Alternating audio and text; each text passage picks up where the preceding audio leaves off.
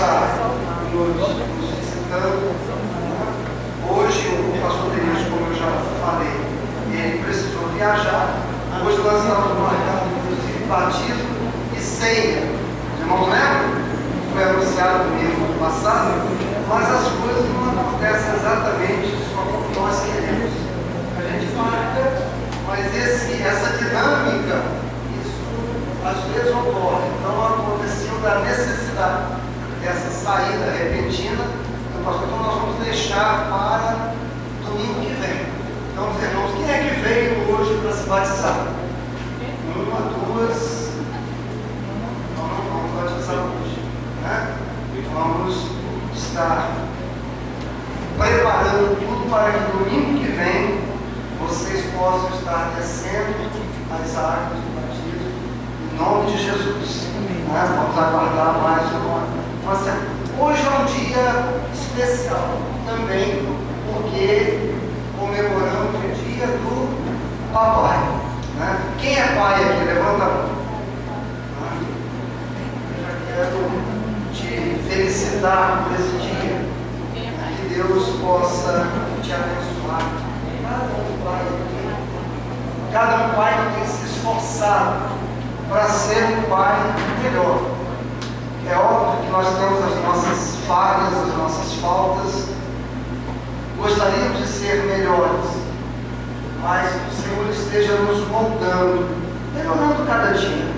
Tá? Como eu disse aqui no início, a cada exposição à palavra de Deus, nós temos a obrigação de melhorar no nosso procedimento, na nossa conduta, nas nossas práticas, no nosso relacionamento.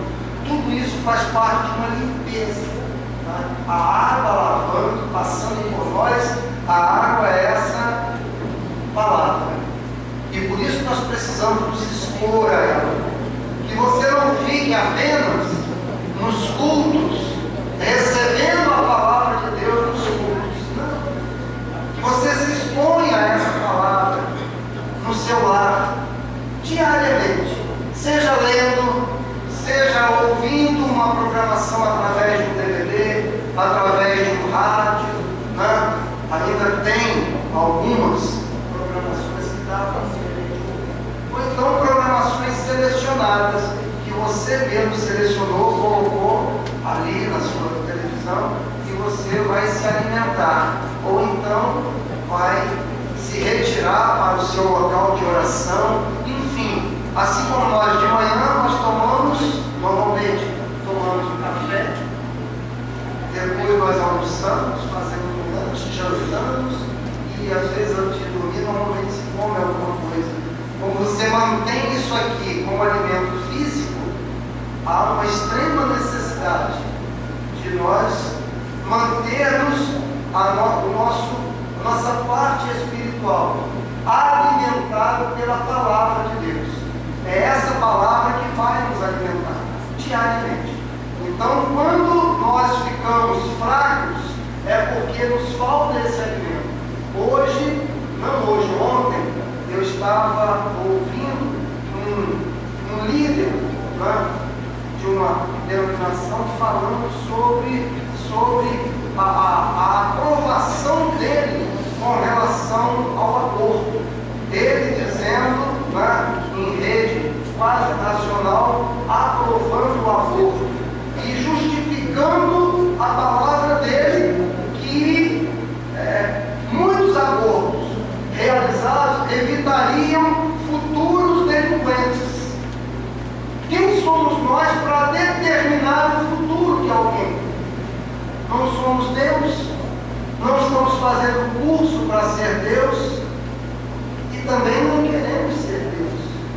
Então não cabe a nós determinar se este ou aquele vai prosperar, vai progredir, vai nascer, vai dar bons ou maus frutos.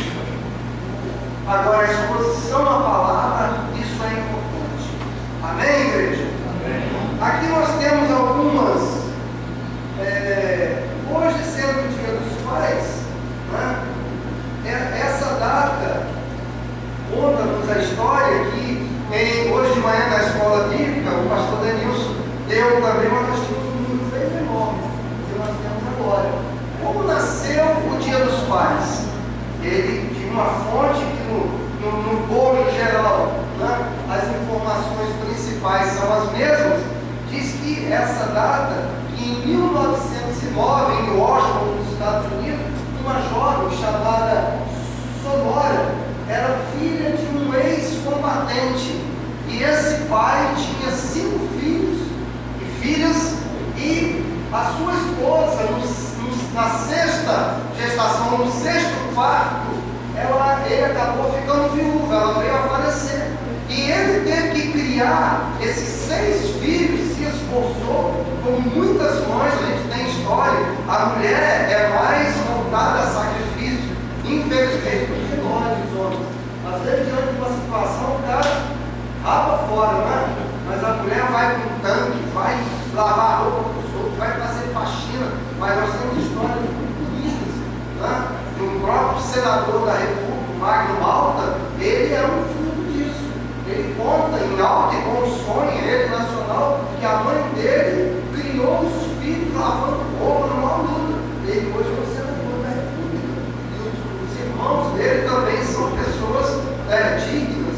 Então, essa jovem, depois de ver o seu pai se esforçando e criando os filhos, em 1910, ela enviou uma carta a uma entidade lá nos Estados Unidos, pedindo então para que fosse separado uma data, e contou a história dela, contou a história do seu pai. E essa entidade leu e considerou essa história, que aquele pai era um referencial para que fosse criada uma data em homenagem ao pai, já que existia uma data já em homenagem às mães.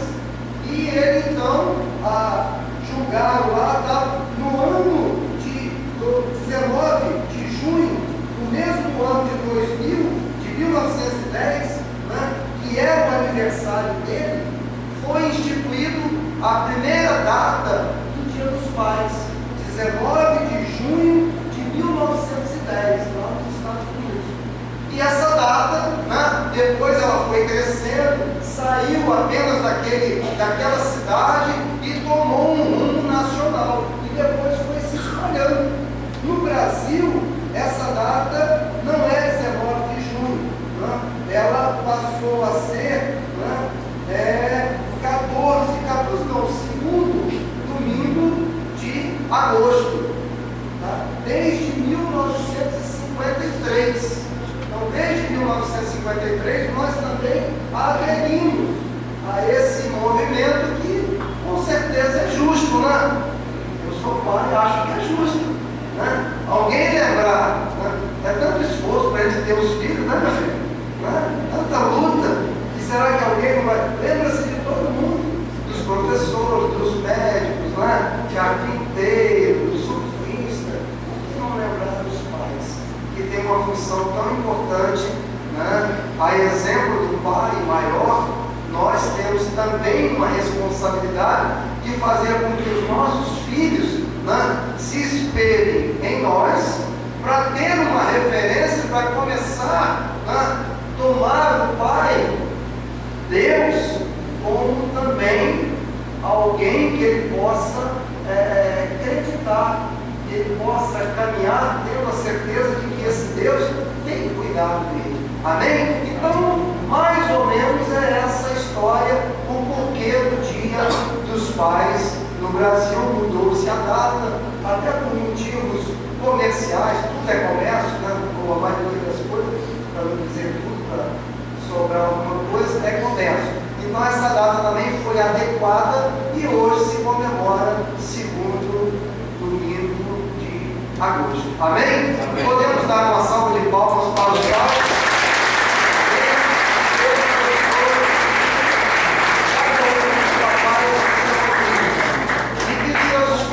Tenham cada dia mais orgulho de você, né? Que eles vejam em você, como diz, que todo filho tem o pai como um herói, e que assim realmente seja. Assim seja. O filho adolescente, ele não tem mais o pai como um herói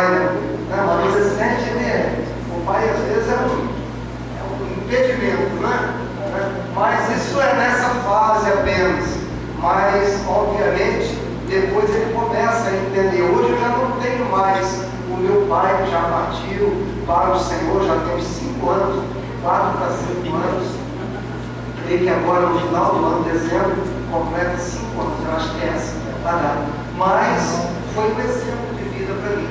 Foi uma pessoa simples, mas uma pessoa que deixou um legado ético, moral, de princípios que eu carrego comigo. E eu agradeço a ele, né, pela simplicidade que sempre foi, uma pessoa simples, um homem humilde, como é a minha família, né? Não temos bens materiais, mas existe uma bagagem que eu tenho carregado e tenho procurado delegar esta bagagem, entregar aos meus filhos, para que eles cresçam com esses princípios que norteiam um homem de bem. Isso é o principal. Tem tanta gente com muitos bens, mas que são praticamente nocivos à sociedade. Que a gente possa estar sempre pronto a ajudar, que a gente possa diminuir o atrito, as dificuldades de relacionamento que aí existem aí fora, e que a gente seja um exemplo para aqueles que convivem conosco, especialmente aos pais, já que hoje é a nossa data. Que Deus os abençoe. Amém, igreja? Que Deus abençoe a todos. Então vamos. Eu gostaria nessa noite de estar compartilhando com a igreja, né, sobre princípios e valores. Aqui nós vamos extrair alguns textos do apóstolo Paulo, mas eu creio que, como a Bíblia ela é atual, amém? A Bíblia é atual, ela não fica velha nunca. Se você tem um jornal de ontem, pode jogar ele fora, botar no carro para lavar e forrar o carro, arrumar alguma coisa, juntar para no final do mês vender e dar para uma instituição de caridade, fazer alguma coisa. Agora, a Bíblia, ela é sempre atual, ela é sempre de hoje, fresquinha, né? Então as mensagens que foram escritas há 4.000 anos antes de Jesus, né, que foram escritos anos depois que Cristo já tinha assunto aos céus pelos apóstolos, alguns anos depois, 100 anos, né, basicamente, essa palavra toda ela é atual para nós. E quando fala em relação a esses valores e princípios na vida de Paulo, quer dizer valores e princípios também na nossa vida. Glória a Deus. Abra lá a palavra em Atos capítulo 26. Atos capítulo 26. Nós vamos ler aqui esse texto, onde aqui foi quando Paulo respirava, né? Paulo era um homem culto, um homem influente, era uma autoridade. Ele saía para perseguir os daquela seita, os cristãos, porque não é porque ele era um homem ruim, era porque ele tinha um ideal, ele tinha princípios, ele caminhava em cima, ele fazia aquilo e achava que estava fazendo certo. A palavra de Deus diz isso, que muitos, quando prenderem, quando matarem, pensarão estar fazendo algo bom, né? Pois terminar essa seita assim chamada na época, então ele estaria a serviço de Deus, fazendo o que de melhor ele podia fazer. Então Paulo estava nesse contexto. E quando ele é surpreendido num dia de sol muito intenso, indo para Damasco, para quê? Para visitar os cristãos, para prender, para algemar, matar os mais resistentes, lançar na prisão, para cumprir um chamado que ele achava que tinha. Então, quantas pessoas também às vezes vivem assim, né? Fazendo algo, achando que está fazendo o correto, mas está completamente fora do propósito do princípio de Deus. Então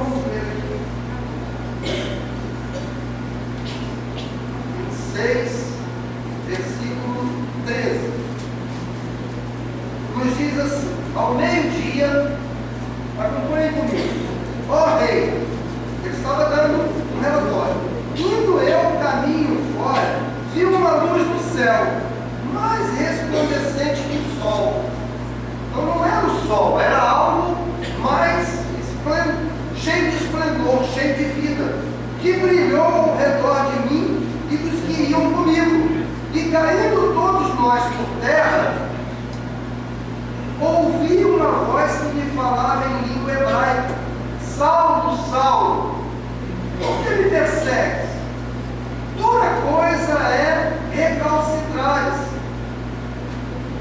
teimar, resistir contra os aguilhões. Dura coisa para você é fazer isso. Então eu perguntei: quem és tu, Senhor? Ao que o Senhor respondeu: eu sou Jesus, a quem tu persegues.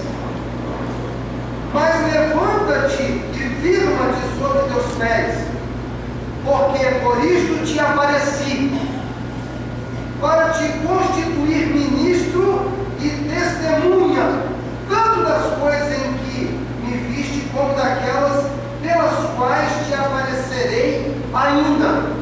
Não tinha terminado a história, Jesus estava só começando. Paulo teve esse encontro e ali mesmo Jesus já disse para ele: ó, não apenas por essas coisas que já viste, mas por aquelas que ainda não me revelarei a ti. Muita coisa tinha, estava só começando esse relacionamento, livrando-te do povo e dos gentios, para os quais eu te envio, tirando de lá e depois mandando para o mesmo povo. Coisa interessante esse versículo aqui. Paulo estava saindo de um lugar em uma condição. Talvez Deus queira fazer isso com você. Tira você. Eu conheço histórias de homens. Lá na MCM tinha pelo menos 2 pastores. Lá que era o Ebinho e era o tá chegando lá? O Renatinho, tá? O Ebinho e o Renato, que tinha uma história nociva no vilarejo, na cidade onde eles nasceram.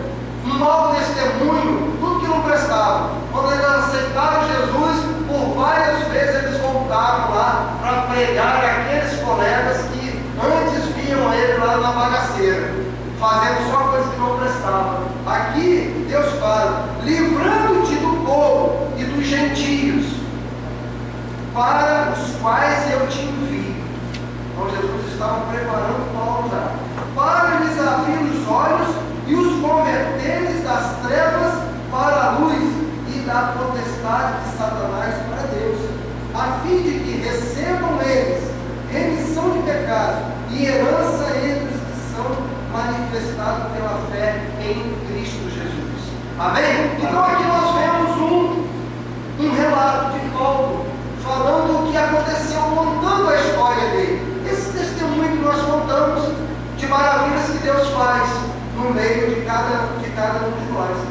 Aí nós vamos ver o quê? Tá? Esses princípios, esses valores, tá? Nós vamos somando, nós vamos sobrepondo eles diariamente na nossa vida. Quem somos nós? Quem é você? Quem é o pastor Edilton? Por que eu sou assim hoje? O que eu recebi durante toda a minha existência? Por isso a palavra diz: ensina o menino. Quando a gente vai somando, todo o conhecimento é uma somatória. Tá? Você é hoje fruto do que você tem recebido. Existe um chavão que eu não concordo 100%, mas em parte é verdadeira, tá? De que o homem é um produto do meio. Tá? Isso em parte é verdade. Eu nunca me importei que seja 100%, senão não há esperança para quem está numa situação adversa. Não há esperança para quem está lá dentro da boca de fumo, matando e morrendo, tá? Mas ele um dia pode ter um encontro e pode mudar. Mas aquilo que ele recebeu lá, com certeza marcou a sua vida. Tá? Então são informações que vão chegando. Paulo também, ele tinha essas informações, mas ele tinha princípios. Paulo, eu costumo pensar da seguinte forma: a maneira como você é. Tem algumas pessoas, desculpa se o povo fala, mas recebem em amor, que eu acho que nem o diabo não quer. Né? A pessoa é tão. Não vai nem vem, nem realiza, não deixa os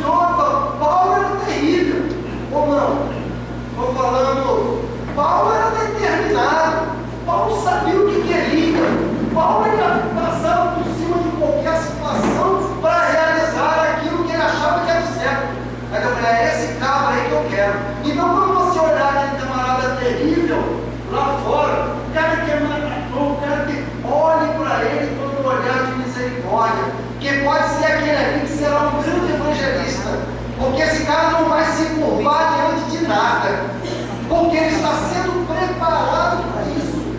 Paulo foi preparado, ele via com os olhos dele, prendia, quantas brigas ele teve. Aí ele falou: opa, esse camarada é tudo que eu preciso para pregar no meio de gentios mesmo. Aí foi lá, o que fez um movimento, ficou cego, jogou ele no chão, ele foi carregado para ir para a casa de alguém. Depois a Ananias foi lá, falou, orou, então aquela confusão toda, mas para quê? Para preparar um homem que sabia o que queria. Se ele sabia o que queria quando estava lá fazendo a coisa errada, com certeza na hora que ele estiver fazendo a coisa certa, ele não será diferente. Ele não vai se calar diante de nenhuma adversidade. Por quê? Porque ele está cheio, está repleto de valores, de princípios que ele não pode negociar. Outro dia eu estava na sexta-feira, eu estava falando aqui na casa de recuperação, ali com os nossos jovens, não é? Que nós não podemos caminhar de acordo com os princípios do mundo. Nós vivemos numa sociedade, nós brasileiros, onde se alguém achar uma coisa, como há tempos atrás, um funcionário da Infraero achou uma maleta de dinheiro, entregou essa maleta, foi convidado para ir lá no gabinete da presidente da República, como se ele tivesse feito uma grande coisa. Ele não fez mais do que a obrigação dele. Mas como nós estamos numa sociedade caída, onde as pessoas acham um celular, a primeira coisa que ele pensa é tirar o chip e ficar com o celular, e até crente, não é ímpio, não estou falando isso para ímpio não, tá? Se você já fez isso alguma vez, tá? Peça perdão. Se você puder voltar atrás, volte.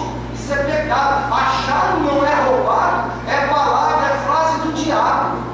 Esse negócio de quem achou, eu achei, eu não roubei, estava lá na rua, mas está lá com o endereço, com o número, tem tudo, tem CPF, tem tudo para você ir lá e devolver. Mas você diz com a maior cara limpa, maior cara de pau, né? Que você achou, eu achei na rua, o smartphone, eu vou devolver para quê? Se fosse o meu, ninguém ia devolver. Né? Por que eu vou devolver? Só que ele não tem o conhecimento que você tem. Só que ele às vezes não passou pela escolinha, sentado ouvindo sobre as coisas de Deus, tá? Que você tem que ter ética, tem que ter princípios, tá? E tem que caminhar sobre esses princípios, senão a sua vida não vale nada. Se você vive dando propina em qualquer situação errada que você faz, Deus com certeza não se agrada disso. Eu não tenho dúvida.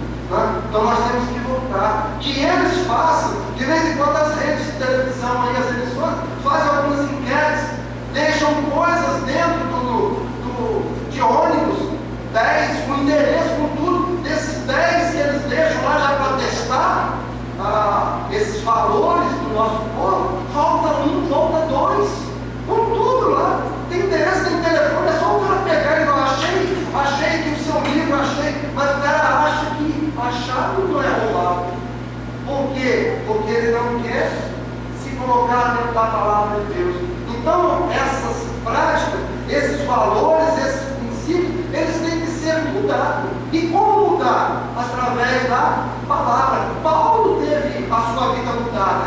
Aquele cara, né, que peitava mesmo, depois ele foi, né, o que nós conhecemos. Se você olhar o Novo Testamento, quantas epístolas, quantos livros Paulo escreveu, do doutorador, quantas igrejas ele abriu na Ásia, quantos povos ele evangelizou, por onde ele passou, sofreu, chicoteado. Paulo não era uma boa companhia para você estar com ele. Você queria estar na beira, só estar com Paulo. Onde ele ia, o cara já fluía. Então ele não era o tipo de cara que não andava com ele, não. Porque estava no navio, se preparava, já salva-vida e ia afundar aqui. E a tempestade um monte, mas ele andava o quê? Certo, que ele tinha convicção de que o Deus que ele servia era um Deus que cuidava dele, era um Deus que estava sempre pronto a cuidar dele. O amor de Cristo era um dos princípios de Paulo. O amor de Cristo. Olha lá em 2 Coríntios 5,14.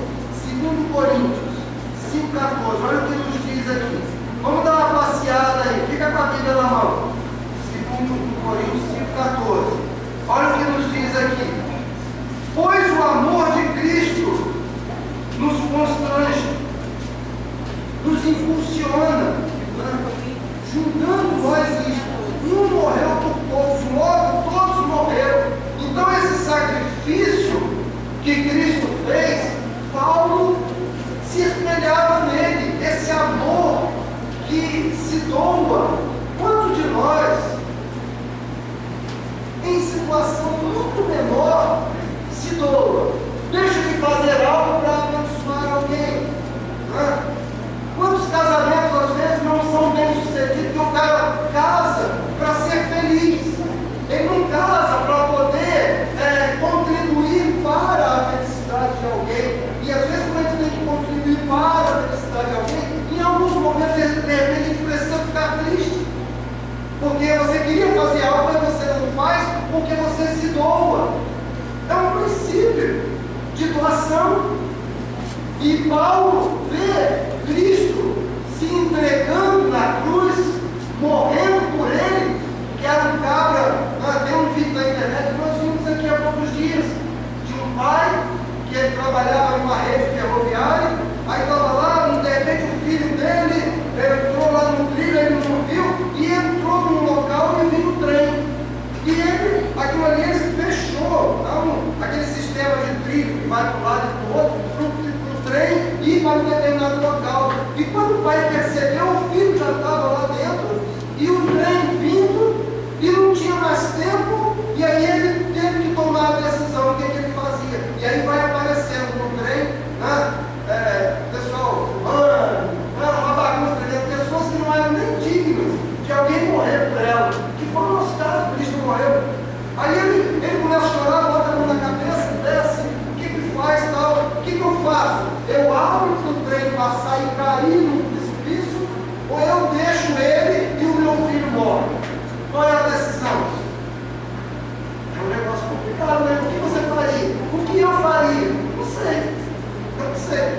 Se ele salvasse o filho dele, o trem iria descarrilhar, ia cair, bater e morreria, sei lá quantas centenas de pessoas. Salvaria o filho, mas pessoas iriam morrer. Ou, aí ele decidiu, botou a mão na cabeça, deixou o filho, o trem passou, todo mundo se salvou, mas ele sabia que o filho dele tinha sido esmagado na vida. Foi a mesma coisa que Cristo fez, Deus fez na vida do seu filho. E Paulo observou isso. Então esse amor constrangeu, impulsionou Paulo a mudar. Não se envergonhar. Paulo não se envergonhar. Temos nos envergonhado do Evangelho. Temos às vezes tido vergonha de não sair com uma Bíblia na mão, de não falar quando surge uma oportunidade, ou nós provocarmos essa oportunidade. Há poucos dias eu até contei aqui na escola bíblica, creio que foi, eu estava lá no hospital militar, estava aguardando o período ser atendido, fazendo na ortodontia. Aí eu estava lendo, onde eu vou, eu levo na bolsa e tal, e fico lendo ali. Aí eu estava lendo a Bíblia, aí chega um senhor do meu lado, de surpresa, né? Me mostrou assim. Aí eu estava lendo, aí ele falou: você acredita nesse livro? Falou assim, bem, uma interrogação, bem imperativa, Você acredita nesse livro? Eu olhei para ele, parei de ler. Falei, claro que eu acredito. Se eu não acreditasse, eu não estaria lendo ele. Ele falou, eu não só acredito, como eu tenho certeza e eu amo esse livro.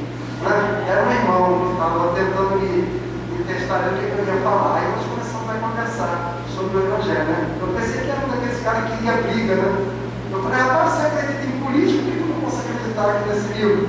Você acredita nesse monte de baboseiro que a gente ouve todos de 2 anos? A gente acredita. E eu não vou acreditar na palavra de Deus? Porque eu tenho visto Deus fazer coisas tremendas. É claro, eu sou bom, eu acredito. Agora você é esperto, não acredite, Mas seria bom você acreditar. Então, não se envergonhar. Olha lá em Romanos 1,16. Romanos 1,16. Pois não me envergonhe do Evangelho, porque é o poder de Deus para a salvação de todo aquele que crê. Primeiro do judeu, lógico, Deus veio para o judeu, e também do grego, de todas as pessoas. Primeiro do judeu, o Senhor Jesus veio para quem? Para o povo judeu. Mas eles, se a gente for ver a história, meu irmão, se você já viu a Bíblia toda,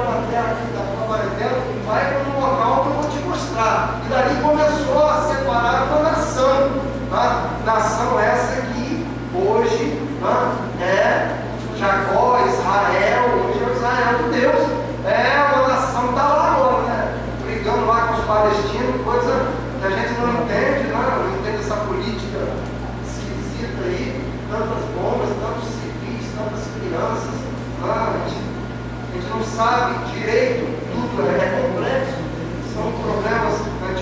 Mas é o povo que Deus já passou por muitas situações. O Holocausto, Hitler tentou exterminar, né? Mas se Deus tem algo com esse povo, ninguém vai exterminar, ninguém vai acabar com ele, porque Deus, em vários segmentos da história, às vezes permitiu que guerras, que conflitos eles perdessem e morresse muita gente, mas por desobediência ao que a palavra nos ensina, né? Mas eles estão aí, é um povo que tem a promessa de Deus. Então não se envergonhar, pois não me envergonhe do Evangelho, porque é o poder de Deus para o judeu e para que Paulo não se envergonhar. Paulo tinha uma convicção daquilo que ele queria, supervalorizar o Evangelho. Em nada considero a vida preciosa para mim mesmo. Lá em Atos 20, 24, então Paulo não tinha, não se preocupava mais com ele. Não vivo mais eu, mas Cristo vive em mim. Quantos de nós pode proferir essas palavras? Ou é muito pesado?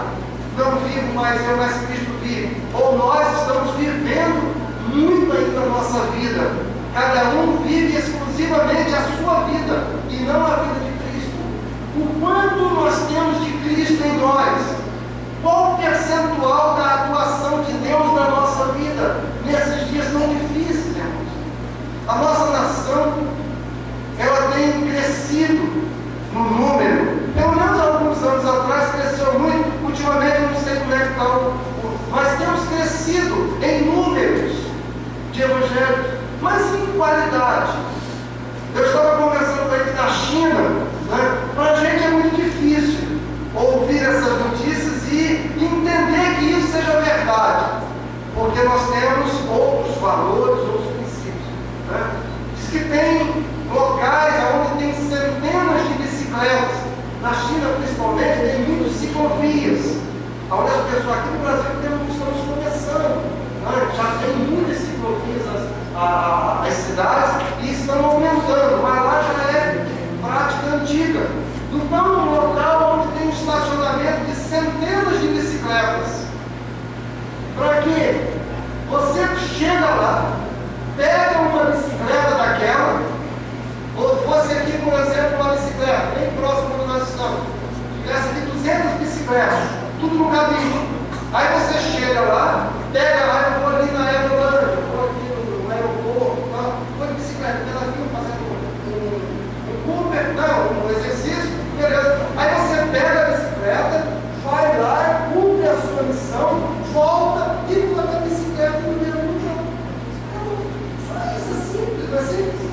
É muito simples. E todos usufruem desse benefício. Você não precisa comprar bicicleta. Para que comprar bicicleta? Para dar bicicleta em casa. Eu sei que ali do lado da minha casa tem um bicicletário, no local eu vou lá, pego a bicicleta e vou.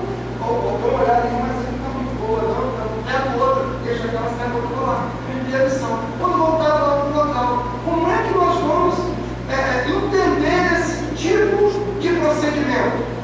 Com a nossa visão de Brasil. É difícil, né? Se botar 200 bicicletas lá e botar guarda armado, um mês acaba não tendo nenhum. Os caras conseguem, vai um, conversa com o guarda, o outro está conversando aqui, ele bota o som do mundo. Quer dizer, nós precisamos mudar. Nós temos que mudar isso. E quem é que vai mudar? A igreja tem que mudar. Você e eu temos que ouvir a mensagem, não sejais apenas ouvintes, mas praticantes da palavra. Se eu apenas ouço e não pratico, não tem valor nenhum. É como um sino. Não tem nenhum valor. Eu preciso ouvir. Isso, em primeiro plano, parece algo absurdo. Eu sou madeira, né, da nossa linguagem aí de, que é isso? Eu vou fazer um negócio desse, mas parece que precisa morrer essa geração, talvez a outra, mas isso tem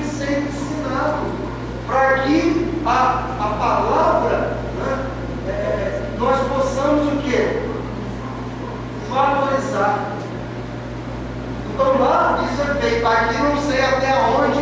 Então Paulo tinha esses valores, valorizava, supervalorizava o Evangelho. Pequenos gestos com grande significado. Fiz-me de tudo para com todos, a fim de salvar alguns. 1 Coríntios 9, de 12 a 22, não precisa ler agora não.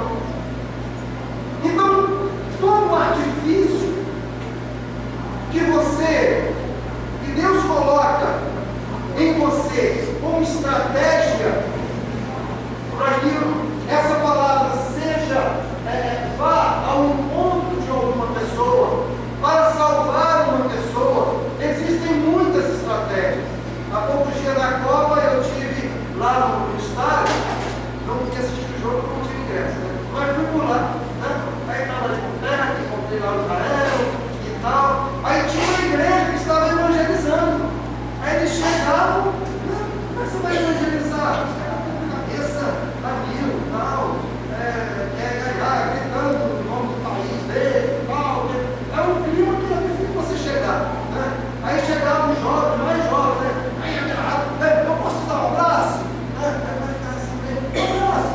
Aí, engraçado, aí vinha alguém, chegava, tirava uma foto e aí começava a conversar. É uma estratégia, é uma maneira de você se aproximar.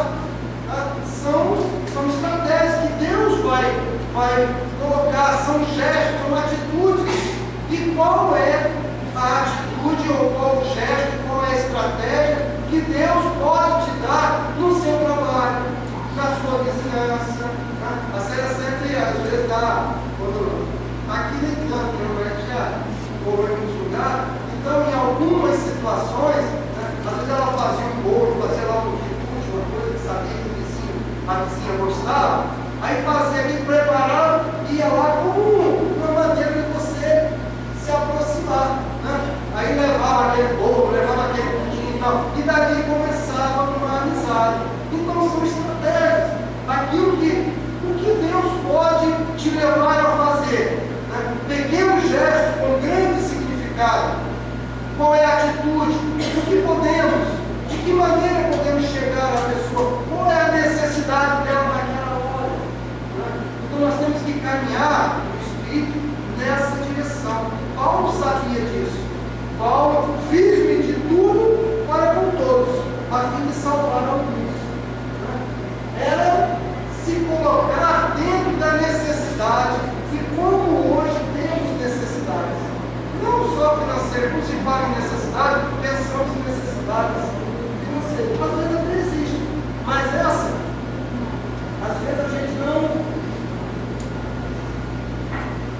não tem muito como fazer, né? Você vai pegar o dinheiro, mas já está meio apertadinho ali, mas nem tudo é dinheiro. Quantas pessoas precisam de um ombro, de um ouvido, de um tempo para ouvir, para ser aconselhado, uma visita, coisas que não custam nada, são estratégias, são gestos. Paulo sabia disso.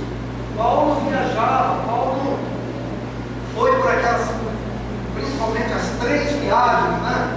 Porque a quarta ele foi como preso, foi embarcado para Roma, mas as 3 outras primeiras viagens, ele fez realmente como missionário, indo levar a palavra.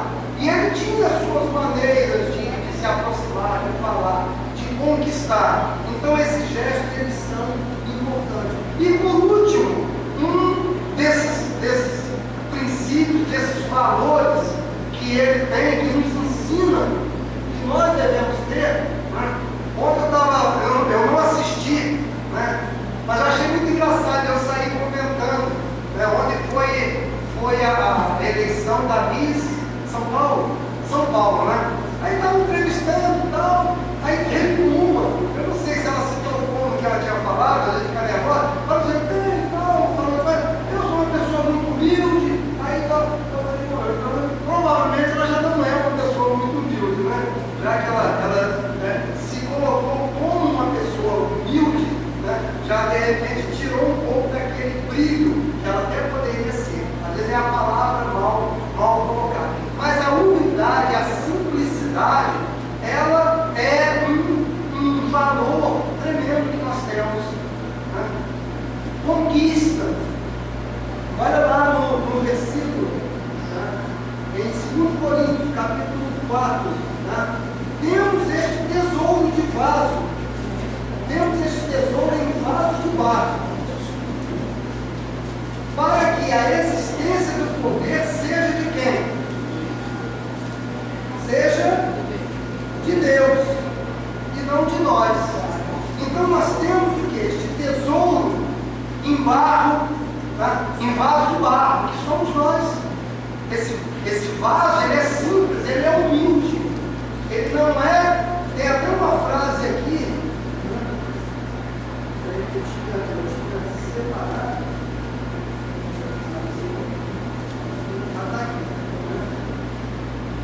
Esse William Carne, o meu negócio, né, é falar de Jesus. O meu negócio é falar de Jesus. Eu conservo sapatos para pagar as contas. Então ele está totalmente envolvido, tá, nessa prática. Nós fazemos algumas coisas porque precisamos fazer. O Anilton é eletricista, né? O Ronaldo é contador, né? Cada um tem uma profissão, mas aquilo que realmente nós fomos chamados é para compartilhar, é para ser um instrumento, é para semear, é para fazer boas, bom relacionamento, para que o Evangelho tenha uma via tranquila para poder correr e atingir outras pessoas, e chegar ao coração de outras pessoas, e transformar. Eu tenho dito ali constantemente, nós temos esses jovens que estão ali na casa, e eu fico feliz quando eu vejo alguns que, já tem vários que estão no processo, agora tem homens que estão ali que querem realmente uma vida transformada e mudada. A gente tem visto no dia a dia, a gente que convive no dia a dia com ele. Eu diria sem sombra de dúvida, não todos não. Tem alguns que vai passar por ali, já foram embora, passam um dia, dois. Mas tem homens que vão ali e querem uma vida transformada mesmo. Ele quer ter um encontro com Cristo. Ele sabe que não é apenas sair das drogas, mas ele precisa ter do seu lado a sua comunhão com Deus restaurada. Ser um homem de Deus, senão nós não vamos resistir às propostas que tem aí fora. Então quem não anda em Cristo não consegue separar essas linhas, porque elas são muito próximas. Aí o cara se contamina, porque não tem princípios de Deus, não tem valores, não tem ética, que não aprendeu na palavra. Para ele tudo é normal. Então essa humildade, né? Temos este tesouro, Cristo, a palavra, a mudança que Deus quer fazer em nós, em vaso de barro, somos de barro, para que a excelência do poder seja de Deus e não nosso. É Deus que age através desse vaso de barro, que é cada um de nós podemos ser, e que vai fazer a diferença. Mas a honra, a glória, não é de nenhum de nós, mas é de Deus. É Ele que é o autor e o consumador. É Ele que vai fazer com que eu entenda que eu preciso caminhar de maneira diferente. Transformação, como Paulo teve. É aquele cara impetuoso, é aquele camarada bom para toda hora, mas agora com princípios, com valores de Deus. Não é um boca aberta, não é um tanto faz a água correr para a direita, para a esquerda, não faz diferença sim. Tá? Então Deus quer o quê? Separar essas pessoas. Ele quer constituir um povo zeloso de boas obras. Ele quer separar um povo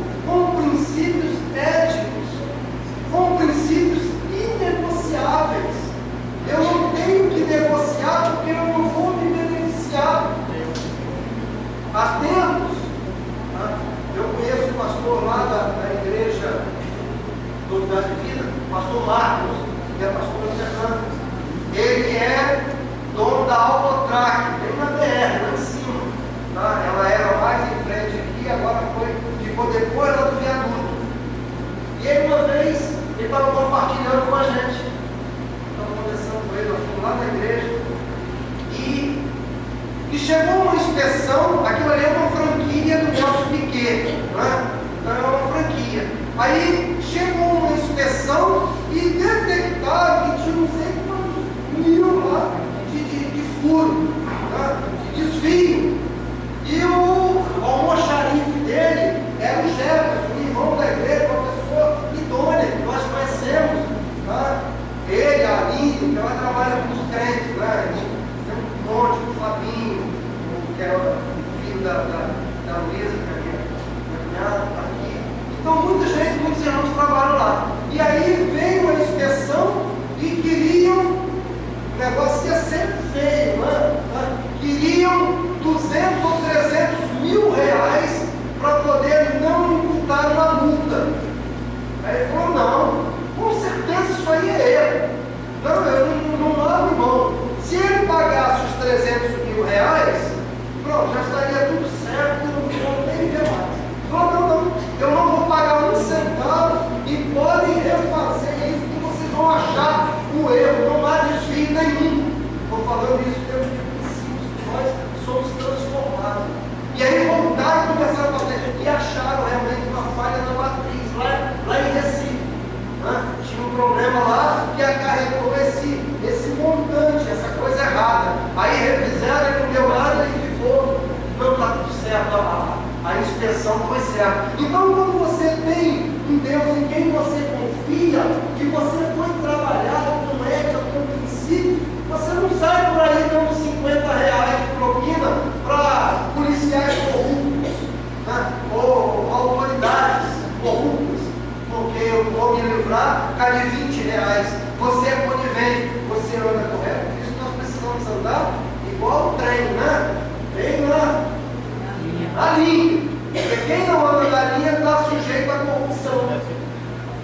Quem não anda na linha igual o trem, direitinho ali, ó. Pastor, mas não tem ninguém que ama. Tem sim, tem. Primo por isso. Busque a Deus. Trabalhe.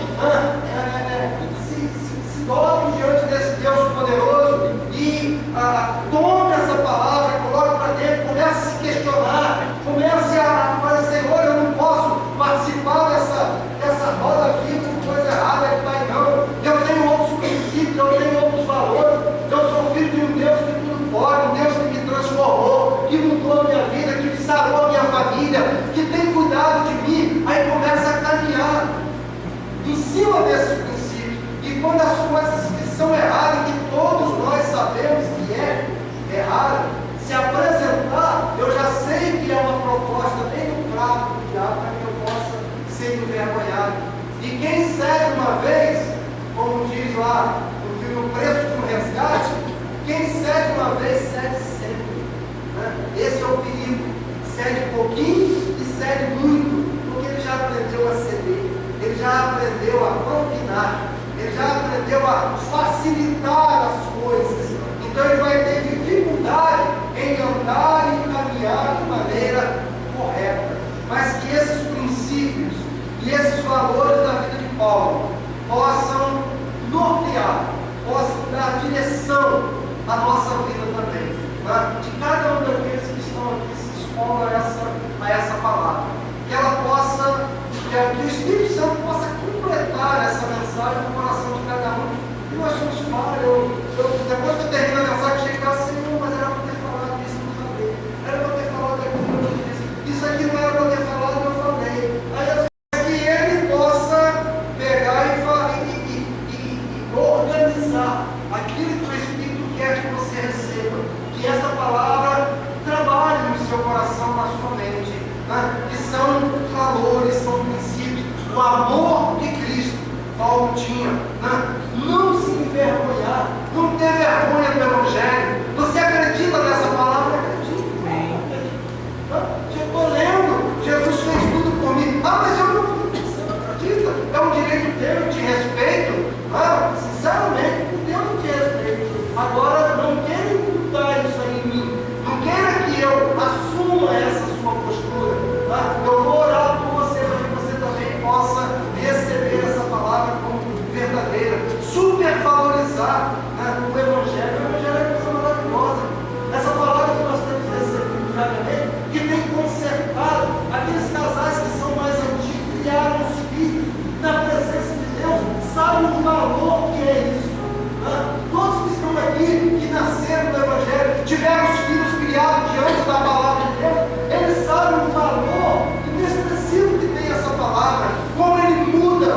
Ele dá direção à família, como você conduz com certeza, não como Abraão. Abraão não sabia para onde ir, mas ele confiou não somente, mas nós já sabemos para onde ir, porque nós temos um Deus, está tudo aqui, a palavra está clara para nós. Então nós seguimos, nós orientamos, nós ensinamos os nossos, e eles vão crescer com essa informação. Eles não vão sair da presença, e mesmo que venha fazer, irmão, o mais interessante é isso, mesmo que venha, eu sei que tem famílias que criaram os filhos ali, mas depois tiveram alguns deslizes, mas ele tem a palavra embutida lá no seu coração, está lá dentro, ele não pode negar, nunca será deletada, ela vai permanecer lá dentro, está lá, aqui e aqui, no momento certo, quando estiver lá no meio do bagaço, lá no meio da coisa errada, ele vai saber que tem alguém orando por ele, que ele recebeu uma palavra, que ele não faz parte daquele grupo. Nós temos inúmeros testemunhos desses. O que é que eu estou fazendo aqui, meu Deus? Não é para eu estar aqui, porque minha mãe e o meu pai sempre me ensinaram diferente. Eu sei que esse não é o meu lugar, porque eu tenho um referencial, eu tenho de onde me espelhar, eu tenho um pai, eu tenho uma mãe, eu tenho uma família que pode me dar, que tem me dado fundamentos. Então esse é um princípio que não é negado nunca. Pequenos gestos com grande significado. Então que a gente não deixe passar esses pequenos gestos, essas atitudes que a gente pode fazer junto a outras pessoas, para dar em relação a elas, para dar buscando uma intimidade, uma aproximação e mudar a vida de pessoas. É tão importante quando a gente às vezes tem testemunho, não para você se sentir orgulhoso, não, esse orgulho maléfico, mas é se sentir valorizado quando você sabe que foi um instrumento para abençoar a vida de alguém. Você foi um canal através do qual aquela pessoa chegou até Jesus, e ela é aquela bênção porque de alguma maneira você teve uma participação naquilo. Então isso é tão gratificante, é tão importante, né? Eu fico feliz de poder estar ali sempre nessa turma, falando com vocês, ministrando a palavra, dizendo que o caminho é esse. Pastor Ricardo está ali, a Rosa, a Noé, o pastor Denilson e outros irmãos que passam por aqui na casa, estão dando a direção, olha, o caminho está vendo lá,